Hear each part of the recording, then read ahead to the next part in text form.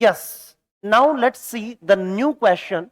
X liter of carbon monoxide is present at STP.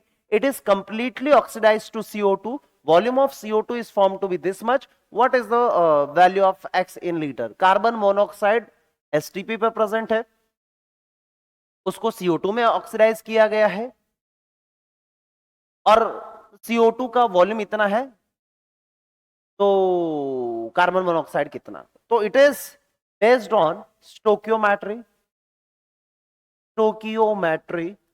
Stoichiometry पर base question है ये, और सॉल्व करते हैं। क्या पहले आपके पास कार्बन मोनोऑक्साइड है, उसके अंदर ऑक्सीजन अगर आपने ऐड किया और वहां से आपने बनाया CO2। अब यहां पर आप क्लियरली देख सकते हैं कि अगर यहां पर 1 मोल तो यहां पर भी 1 मोल, और अकॉर्डिंग टू अवोगाद्रोस लॉ जितना मोल यहां पर उतना मोल यहां पर, या यहां पर 1 वॉल्यूम है तो यहां पर भी 1 वॉल्यूम होगा। अब इन्होंने क्वेश्चन के अंदर क्या बोला है? इन्होंने बोला है कि वॉल्यूम ऑफ CO2 अगर इतना है, what is the value of X in litre? ठीक है, तो X लीटर ऑफ कार्बन, ठीक है।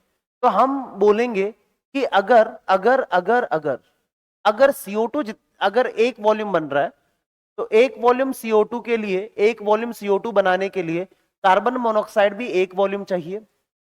अगर आपने कार्बन डाइऑक्साइड जो है वो 11.207 बनाई है, 11.207 लीटर अगर बनाई है, तो सेम वे में ये भी चाहिए होगी 11.207 लीटर, है ना?